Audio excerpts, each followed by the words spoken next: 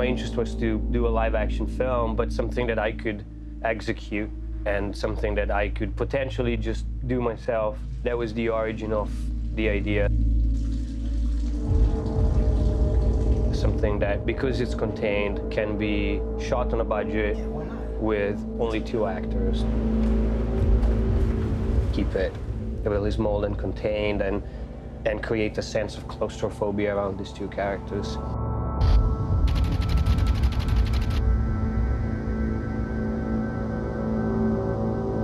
I kind of had this idea of a seed bank for people.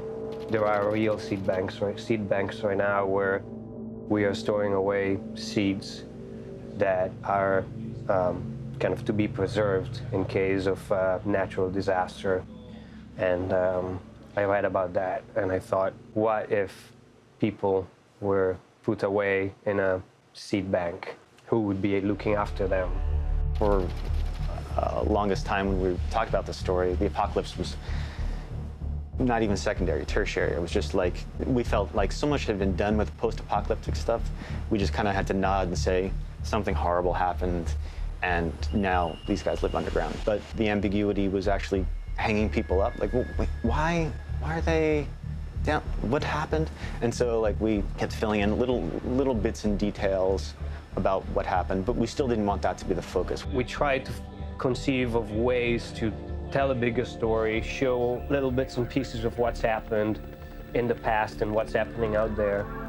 But then by focusing on these 2 characters and their lives and their story, the primary reason was so that the film could be achievable, shootable on a limited budget. There's not a lot of different locations. It's a very enclosed, film. It has the cool spectacle stuff, and it has the cool twists and all that kind of great stuff. But I think, you really get to know Bauer and Cartwright.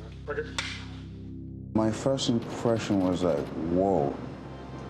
It only takes place between those 2. And then right away I thought, wow, that's going to be a hectic schedule.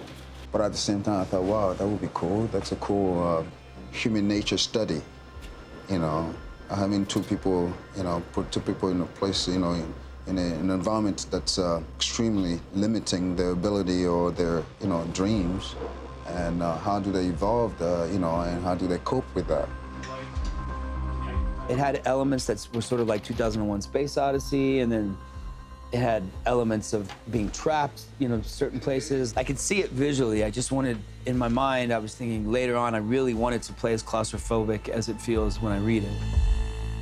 I talked to Christian about his vision very early on, and the idea of, doing a rotary phone future to kind of make it a little bit more grounded, a little bit more realistic, not to go too heavy sci-fi with it. We liked that aesthetic of an alternate future based on 80s and 70s technology, but we wanted to make it a contemporary story. So we found this fusion of, like, it's today or it's near future, but these guys got put in a very, very old bunker. And that just makes it even worse for them, that they have just all this equipment that's super old, and it's these guys, like, just trying to patch together from dusty old machines and computers to preserve the human race. It's not sleek. I think too often sci-fi movies get into this whole, they want to make their sci-fi movies look like the Apple Store, which is very cool. I love going to the Apple Store. But I think that, when you think about things practically, especially life in a bunker like this with, everyday people dealing with these kind of situations, it's not going to be so pretty. I like the way that it's mixed high-tech with low-tech. I think it's a very interesting approach to it. And if something like this happened, you would grab whatever works and tape it together. We've always wanted to instill a sense of low ceilings, underground bunker. Our set is supposed to be in a repurposed Cold War missile silo.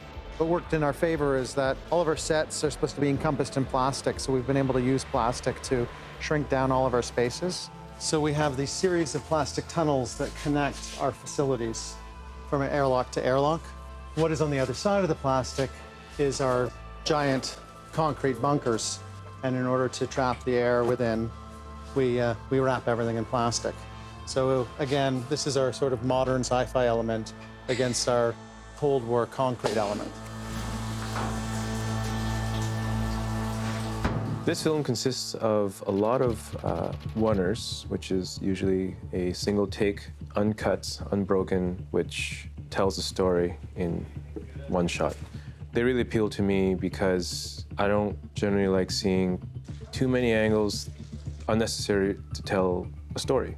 So if we can find minimal angles or even one shot that can tell the story effectively and emotionally, I feel that's the best way to approach the shot and the scene. We've got to keep moving. Now let's see if we can figure out where the hell you're going. We're filming Cartwright, just wandering through these tunnels in the underground facility. There isn't many areas to light because this whole area has no power.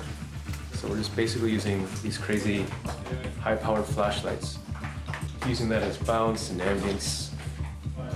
And he also has his hazmat suit, his lights, and his helmet. So those are our main sources of lighting in the scene. It's got to be a challenge for Norm, our DP, you know, to find the different angles in such a small space. But it helps us that we work in an environment that would be like what it would be like in the movie, you know? So, you know, if it was just a wall and you looked out to a room this big, it wouldn't feel as claustrophobic to us, you know? So I think it helps.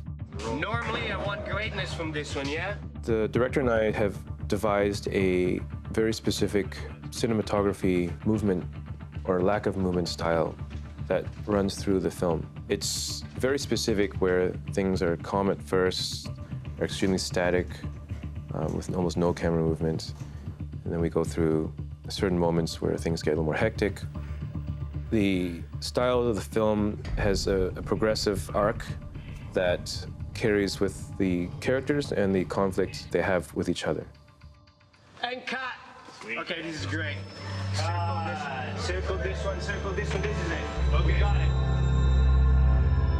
I was really into the old-fashioned science fiction, the late 70s, 80s movies that seems like we're not doing anymore, or certainly not as many of that kind. Sort of like an elevated science fiction that also has a social commentary to it. And so what Christian's brought to this project with, you know, trying to make it look more like an 80s, you know, sci-fi movie, I think is really great. You know, it's actually a much more realistic take on, you know, how the future could look.